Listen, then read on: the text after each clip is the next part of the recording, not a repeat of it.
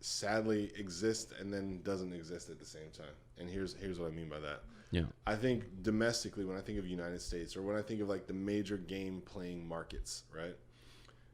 Sony just sold 100 million PlayStation 4s, right? Yeah. They just pushed 100 million PlayStation 4s. Microsoft obviously has not as much, but a significant market share in comparison to Google currently having 0, right? Yeah. They're not, I mean, all these people have been PlayStation 2, 3, 4, Xbox 1, 2, or whatever the Xbox numbers are, 360, Xbox, whatever. A lot of these people who have consoles right now have probably had a console before. They're already in their ecosystem, right? Yeah. Stadia, I don't think, is going to be able to attack those people and get them to convert. They might get some of them to adopt additionally. Where I think that the market opportunities are is where are the people who would love to play games but who don't have the console money. They don't have the $500 plus $70 each game. They might have $100, you know what I mean?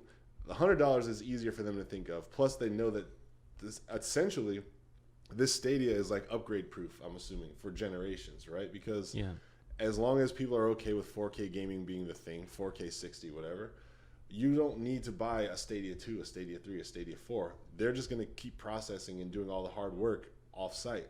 So essentially what Google is trying to say is like, you buy this and you'll be done for a long time. Yeah. There's probably markets where that idea would be great. Like you go to China, you go to, I don't want to use third world or just assume poor, but just communities that aren't able to spend a $500 investment, $400 investment on Microsoft or Sony right now, and then $70 each game, $60 each game. Mm-hmm. Go to those markets where, you know, like, hey, like I've got 100, like I could do that. But here's the problem. Those areas, do they have the internet infrastructure to then support what Stadia would need to actually be able to develop or to give them a high fidelity gaming experience? And that's where it's not ready. Yeah, it's not ready right now. Even with internet being better, not everyone has like 35 megabits per second upload. Cell phones are getting there, but But that's like the maximum that I have for my internet package right now, and that's not what everybody has. Yeah.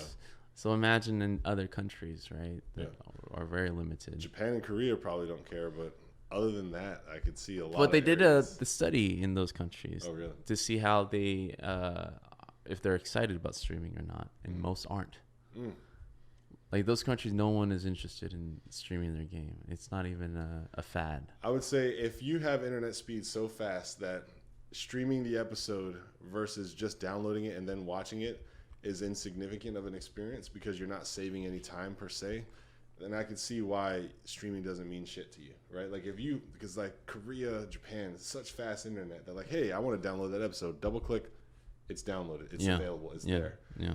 Streaming only means something to people who don't have that level of internet speed. Right. I mean, for the people who can afford it, and once it's stabilized and the foundation is there and everything, it's exciting because as game developers, you can go with the ultimate rig and have people play that version all the time, right? Right now, everyone's restricted to PlayStation quality or Xbox quality, which is lower than PC quality. But if you're telling me you can stream it to your tablet with a controller and play at 4K quality all the time at 60 frames per second, that is very exciting for a game developer because now the veil has been lifted. Limitation-wise, you can't go too bonkers because, you know, you still have to run it on your own working workstation, right? But at least the limitation is cleared enough where you don't have to worry about that if it becomes the standard, right? Right now it isn't the standard because you're still going to always develop for the lowest SKU, which is whatever, the PlayStation, the next PlayStation, the next Xbox, right? So even if you have that availability that you can scale up to, that's fine. But you're still always developing to the bottom. Yeah. And it would have to be 10 years down the line where streaming becomes the thing for gaming, where you could finally, every developer can go bonkers with it. So then with all of this said about our predictions about the difficulties with Stadia and the difficulties with internet infrastructure and download speeds, plus the international survey, do they want it or not? Let's talk about Sony and Microsoft coming together to do it anyway, because obviously Sony, based in Japan, obviously they probably have better view into what the local Japanese market would be interested in or want. I would hope, I would imagine. Yeah. Them doubling down on streaming, partnering with Microsoft to offer this. Maybe they see something that we don't see, or I mean, let's talk about how they could be setting themselves up for success, even knowing that we have like kind of a bleak, I guess, next 5-year view of like game streaming. What is the long play here for Sony or Microsoft? What do you think their long play is? I think those guys started with the Xbox Game Pass, right? I think the Game Pass have shown a lot of interest, and they're lowering the console exclusivity, Sure. right? Right now, you can get the same Game Pass on Xbox as the PC. Yeah. Very exciting. PlayStation has been going with their they started that whole program sort of, right? Mm-hmm. With the streaming games every month, right? You get a free game every They're the month. first that I remember to do it, I believe. So PlayStation Gold. Plus. So they haven't shown anything like Xbox Game Pass yet, but they're working on something. They're working on something, but the PlayStation Gold, as I can what I think of it, is mostly just free games every month. So it's with PlayStation, with Xbox Game Pass, that's like a library kind of system, Okay. where like you're paying to have access to all of this content for free whenever you want. Right. Games with Gold is more in line with what PlayStation Plus is doing, which is like, hey, because you have this, you can have this game for free. Like you could literally, this is yours forever. As long as you have a subscription. As long as you have the subscription. So once you stop paying subscription, that's gone? That I don't know. My PlayStation Plus is auto, so I've never not been without it since I bought it. So I don't know if like I were to stop PlayStation Plus, if I would or would not have access to the games that I owned when I believe I still would, to be honest. I think so. So the library will still be there when you come back. I believe so. I don't know for sure. Because all it does is it gives me a different price from the store. Like it says, oh, you're a gold member, so your price is 000. So then I download it. Yeah. And then I get the receipt and everything. That PlayStation Store says, thank you for your purchase. Because of that part of the ecosystem being that way, I believe even if I canceled my gold, it would still say that I had purchased this game on such and such a date and I own it. So I believe I would still keep it.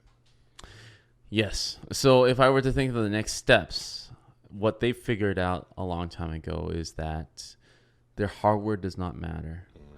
It only matters when they have an exclusive game, right? Their first-party games are the reasons why they're selling the boxes. Yeah.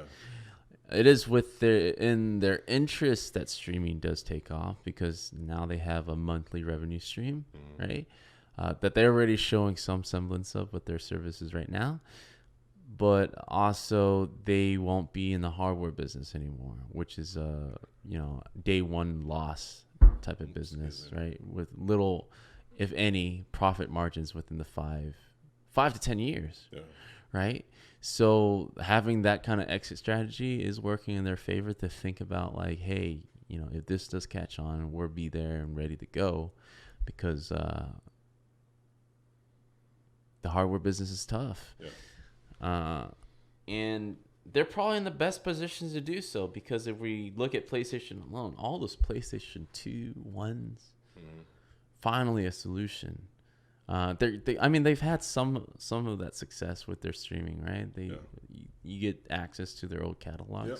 Right? So if you're on Xbox Game Pass or whatever, you can play 360 games, you can play Xbox One games, and I'm assuming when things move over to Scarlet, and Scarlet is the thing, you'll be able to play Scarlet games. That's future-proofing. Maybe not a lot right away, but and that's great, because that's a huge library. That's a library that Stadia does not have.